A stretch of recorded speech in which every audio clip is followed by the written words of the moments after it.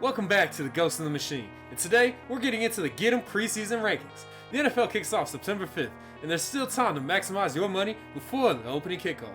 The coach has been running the sims and comparing lines non-stop to provide you with the complete breakdown and projections of each of our top 5 guys by position for the season.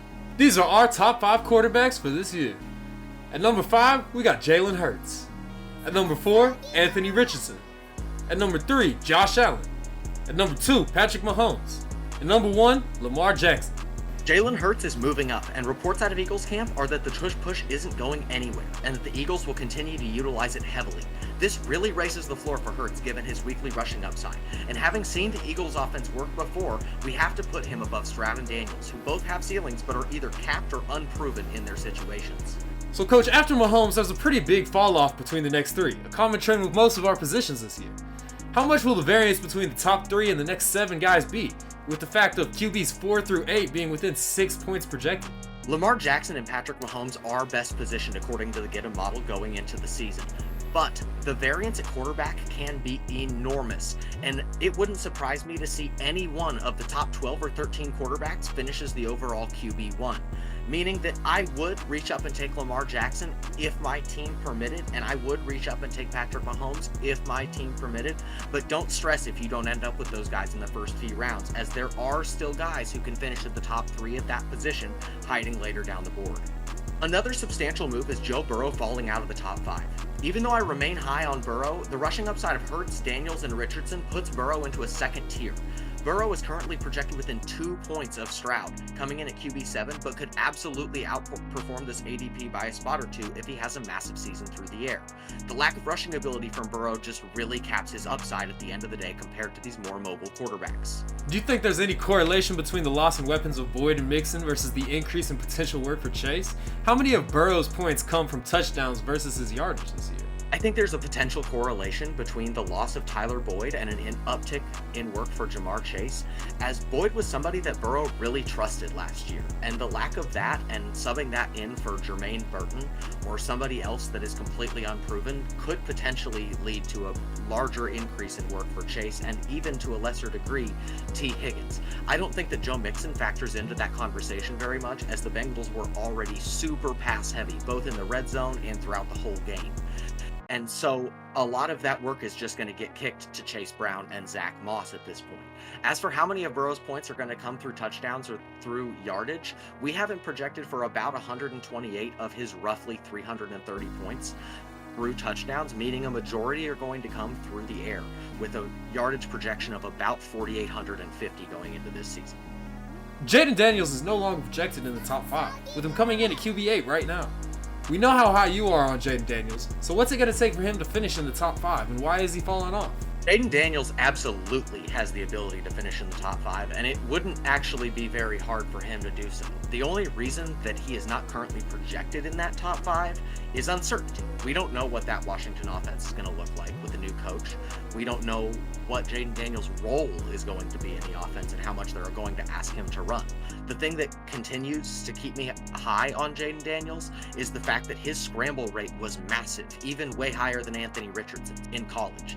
And so even if they aren't calling him plays, we should expect to get a good amount of rushing work from Jaden Daniels this year. However, Washington has a very large range of outcomes for how good they could be. They could be completely dreadful, and Daniels could lead them to being okay, because they have some offensive weaponry over there with Terry McLaurin and Jahan Dotson, even with the loss of Curtis Samuel. And so Daniels, it's not going to take very much. It's just going to take a few things breaking right and somebody else above him disappointing a little bit. But if Washington is even slightly better than we expect them to be offensively, or if they really do call the rushing plays for Daniels like I think everybody that is watching Washington this year wants them to, then he will be a top 5 quarterback in fantasy. But I think right now there is so much uncertainty and there are so many different questions that hitting him as a top 3 to 4 to 5 quarterback is a little bit like hitting kind of a long parlay right now, where you just have to get a lot of things right.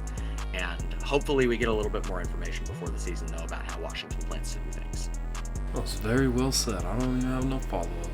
Finally, one of the last big movers recently in the GitM rankings is Kyler Murray. The situation in Arizona is not great, but it is better than it was last year. and Kyler will be entering the season fully healthy, which was far from the case a year ago.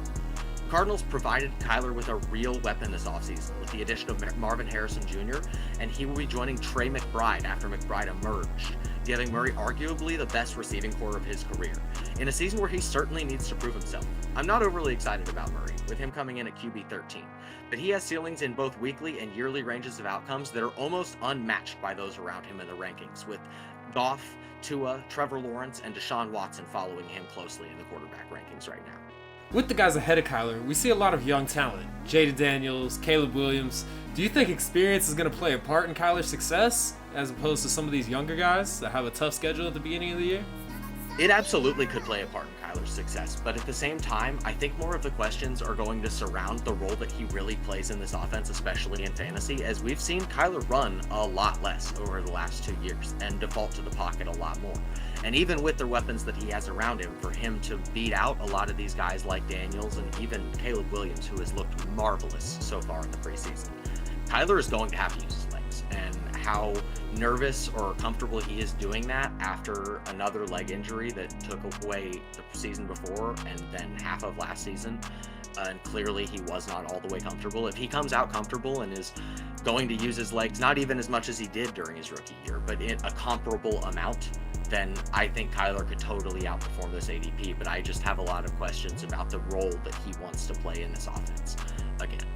With a relatively tough schedule through the first 10 weeks of the season and the projected worst defense in the league according to Bleacher Report, how critical will early success be for Kyler versus the other top 15 guys we have projected? And if they do end up going something like 0-3, could we expect to see some major changes in Arizona to overcompensate for Kyler's shortcomings? I don't necessarily think that we will see those changes in season. I think that if Arizona comes out and is absolutely dreadful again, there is a chance that they move on from Kyler, but I don't think that any of that would happen during the year, especially because they don't really have a backup quarterback that many teams would feel good about throwing out there right now. And so I think that this is a hugely important season for Kyler, and Kyler absolutely has a lot to prove, given that he was the number 1 overall pick and came in with a bunch of hype, and now the Cardinals are tanking again before he has ever really won there. But at the same time, I don't expect to see any moves like that happen in season. I expect Kyler to play this season out in Arizona, and things will go from there based on how that goes. The last thing is, I have to say I'm sorry to Caleb Williams. He's never going to see this, and I hope he doesn't. But I didn't like how they treated Justin Fields in Chicago. I never wanted to give Caleb Williams a shot.